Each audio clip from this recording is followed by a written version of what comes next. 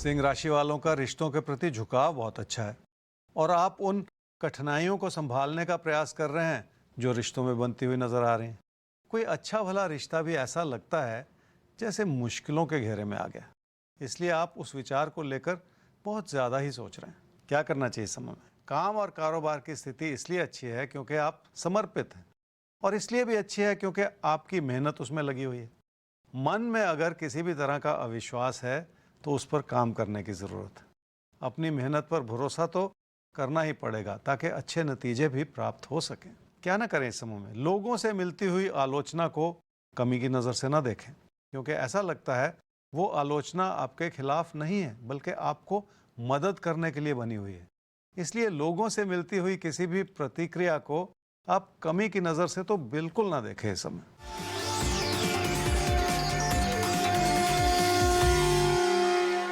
काम और कारोबार की स्थिति बहुत अच्छी है। उसका एक बड़ा कारण यह है कि आपको अपनों का सहयोग मिला हुआ है और उसी के चलते आपको अपने हालात को बेहतर करने की कोशिश भी करनी होगी। हो सकता है आपके साथी सहयोगी अपनी बात कहना चाह रहे हों या अपनी बात ही मनवाना चाह रहे हों, पर सच्चाई यह है कि आपने अपनी ही मेहनत से अपने नसीब को जगाया है। कन्या राशि वालों के लिए निजी जीवन में सुख है और उस सुख को बनाए रखने के लिए आप हर तरह का प्रयास भी कर रहे हैं।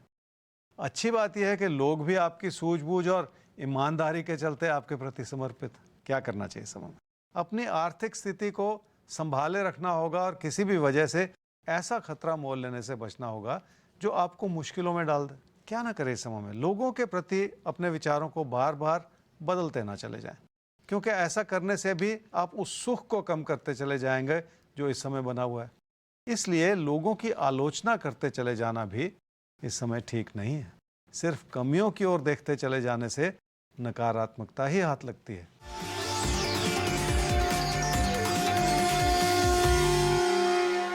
पैसे की स्थिति के ऊपर बहुत सारे दबाव हो सकते हैं। एक ओर तो आपकी बचत आपसे संभल नहीं पा रही, दूसरी ओर जिंदगी की बहुत सारी चुनौतियां हैं जिन्हें ध्यानपूर्वक समझने की भी जरूरत है। किसी भी तरह का खतरा मोल लेने से नुकसान हो सकता है।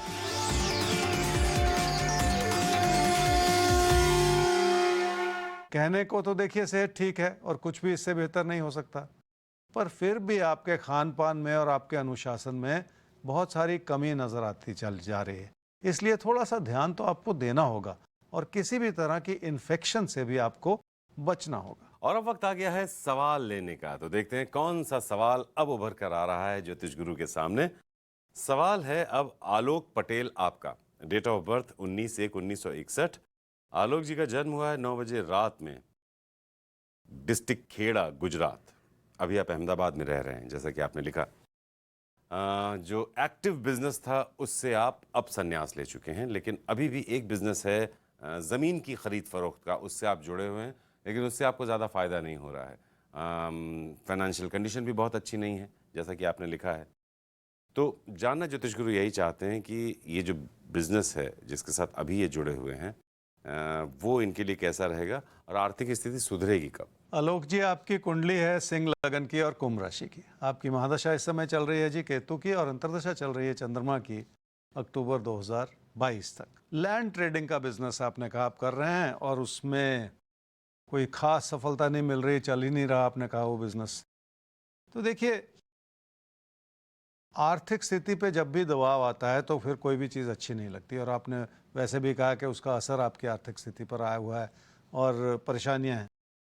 अभी का समय वैसे भी देखिए किसी भी तरह का बिजनेस करने के लिए अनुकूल नहीं, और आपने एक ऐसा बिजनेस किया जिसमें इनहेरेंटली बहुत सारे खतरे होते हैं, क्योंकि ज़मीन जायदाद से जुड़ी जो कीमतें हैं वो बहुत उतार चढ़ाव दिखाती रहती हैं। वैसे भी कोरोना काल में कई कुछ हुआ है, उम्मीदें किस रूप से थी, हुआ कुछ, बहुत सारा उठक पटक हुआ है नौकरियों में, बिजनेसेस में, कई तरह के कारोबार बंद हो गए, तो ये सब कुछ हुआ है।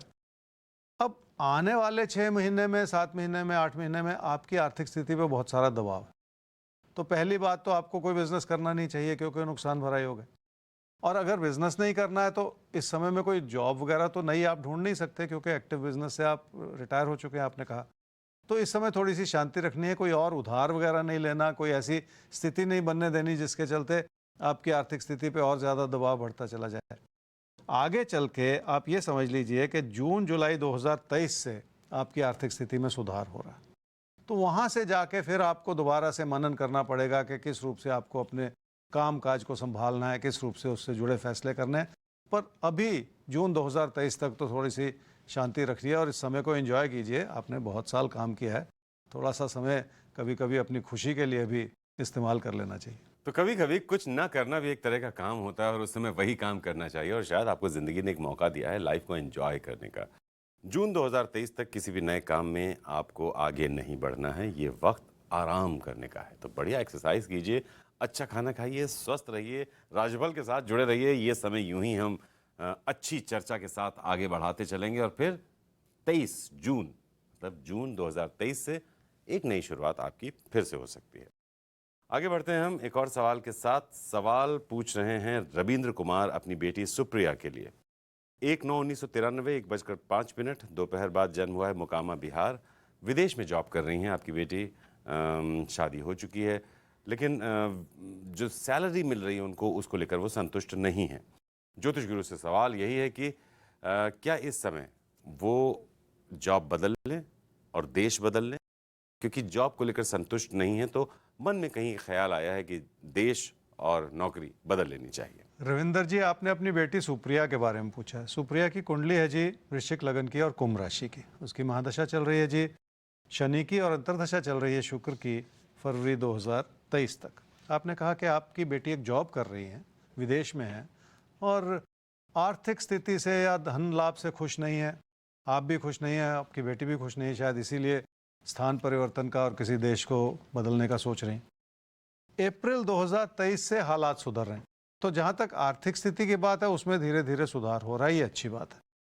अगर आप कहें कि वो आर्थिक स्थिति या वो बदलाव या वो अच्छाई अप्रैल 2023 से किसी देश के बदलाव से हो रही है, तो ऐसा मुझे लगता नहीं, क्योंकि अभी कोई स्थान परिवर्तन की संभावना बहुत अच्छी बनी हुई नहीं। अगर बहुत ज़्यादा इच्छा है कि जगह ही बदल लेनी है या देश ही बदल लेना है, किसी और देश में ही जाके काम करना है, तो हो सकता है अगर वो उस समय प्रयास करें, अब से 1 साल के बाद तो कोई बात बने। लेकिन उससे पहले ही अगर हालात बेहतर होते चले जाएंगे, तो अब से 1 साल के बाद शायद वो विचार भी ना रहे। तो ये उस वक़्त की बात है, अभी की नहीं।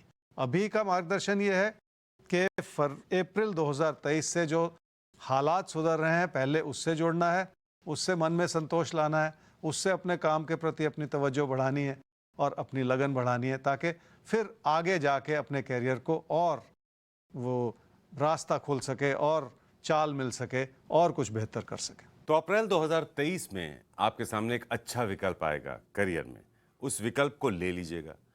तब एक बार फिर से आकलन कीजिएगा उस समय की परिस्थितियों को देखते हुए कि क्या जॉब बदलना या देश बदलने का जो फैसला है वो आपको लेना है या नहीं।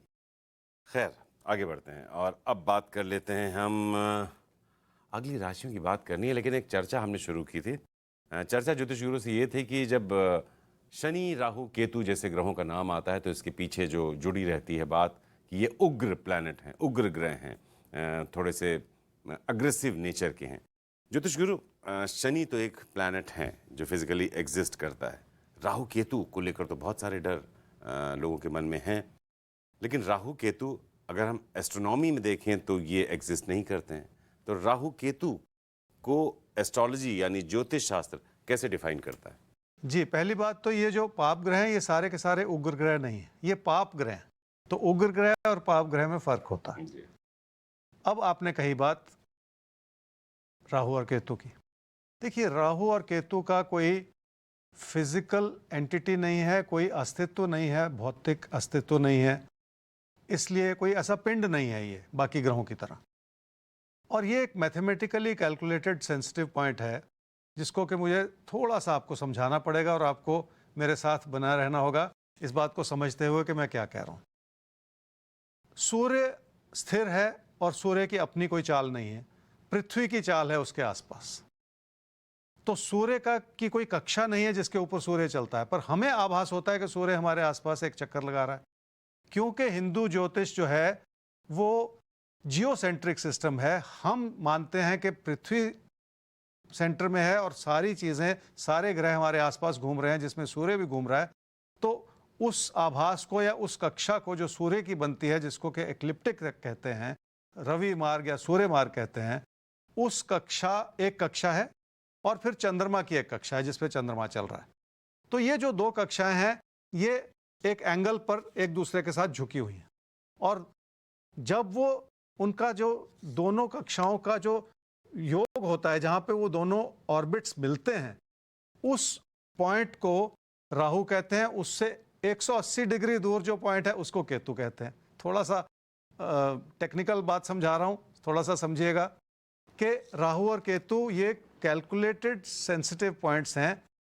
अब मन में विचार ये आता है कि अगर ये सूर्य और चंद्रमा की कक्षाओं के कटान बिंदु हैं, तो फिर ये पाप ग्रह कैसे हो गए? जी।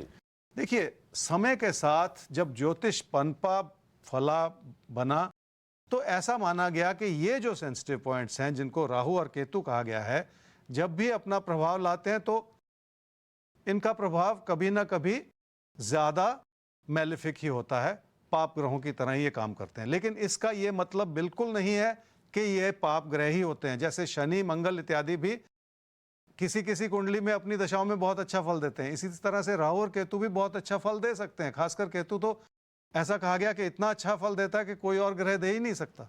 इसलिए मन में ये चिंताएं नहीं लगानी चाहिए कि राहु की दशा आ गई, जैसे बहुत सारे लोग कहते हैं। तो राहु और केतु की एग्जिस्टेंस क्या है, उसका टेक्निकल, उसकी बेसिस क्या है, ये मैंने आपको समझाया। और आपके मन से इसी तरह के डर दूर करना राशिफल का मकसद है कि आप राहु केतु समझकर ये ना समझें कि अगर ये हैं तो नुकसान ही होगा।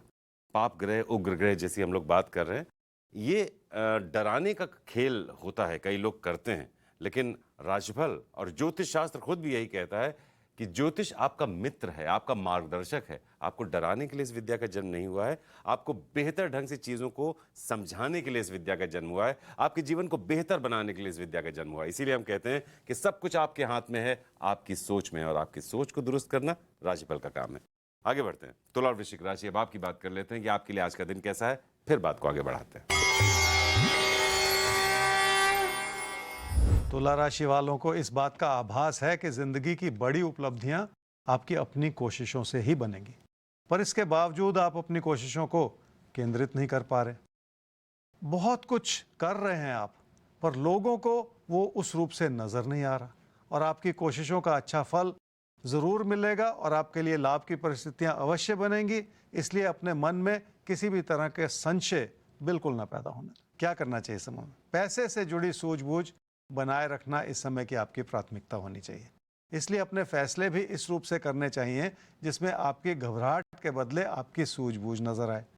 चिंताएं बने रहना देखिए स्वाभाविक सी बात, पर जब हालात सही हों तो बहुत कुछ संभल भी जाता है। क्या ना करें इस समय में? आप अपनी कोशिशों के दम पर आगे बढ़ना चाह रहे हैं, और आपके आसपास के लोगों के अपने ही विचार हो सकते हैं, जिसके चलते आपको उनकी बातों में आलोचना भी नजर आए। पर ऐसे में किसी भी अच्छी भली स्थिति को बिगाड़ते चले जाना ठीक नहीं है। सिर्फ ऐसा ना सोचते चले जाएं कि आपके अंदर कोई कमी है। लोगों की आलोचना से भी कुछ ना कुछ सीखने की कोशिश कर लें।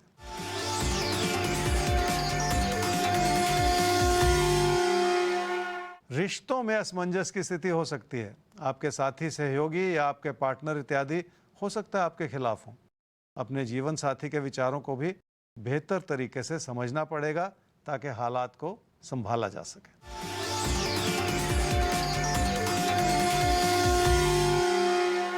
आर्थिक स्थिति ठीक है क्योंकि धन का आगमन अच्छा बना हुआ है। उसका एक कारण है कि आपने उस दिशा में मेहनत भी की है, पर बचत को बनाने की दिशा में आपसे कुछ भी संभल ही नहीं रहा और आपकी बचत मुश्किलों में पड़ती चली जा रही। इसलिए बहुत ध्यानपूर्वक अपने कदम आगे बढ़ाने होंगे। रोजमर्रा के खर्चों की वजह से भी आपकी आर्थिक स्थिति पर बुरा असर पड़ सकता है। वृश्चिक राशि वालों ने तो बहुत कोशिश की है, अपने व्यवहार में बहुत सारी मधुरता भी लाई है, और इसी का अच्छा नतीजा भी यह है कि आप अपनों के प्रति सजग भी हैं और समर्पित भी हैं। ये बहुत अच्छी बात है। क्या करना चाहिए समय? रिश्तों के प्रति समर्पित रहें। किसी प्यार के रिश्ते को लेकर भी मन कभी कभी बहुत बेचैन हो जाता है। अगर आपके बच्चे आपसे दूर हैं तो आप उनको भी बहुत मिस करते हैं। कुल मिलाकर रिश्तों की अच्छाई और मधुरता बनाए रखने का समय। क्या ना करें इस समय में, अपने ज्ञान और अपनी कोशिशों को बनाए रखने में किसी भी तरह का उतार चढ़ाव ना आने दें, क्योंकि उससे आपके प्रदर्शन में कमी आती चली जाएगी। जबकि ये समय बहुत अच्छा है और थोड़ी सी कोशिश बनाए रखी जाए तो किसी भी तरह की कमी रहेगी ही नहीं।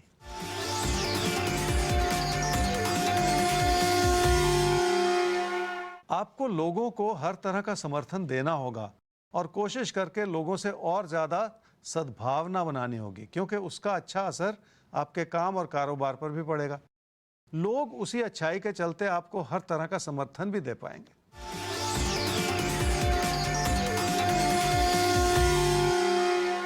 काम और कारोबार की दिशा में बढ़ोतरी हो सकती है और आपकी साख लोगों की नज़रों में बढ़ सकती है। पर हर अच्छी भली स्थिति में भी कोई ना कोई छुपी हुई परेशानियां होती हैं, इसलिए इस समय उन परेशानियों को अपने ऊपर हावी ना होने दें और किसी भी तरह के परिवर्तन का बिल्कुल ना सोचें।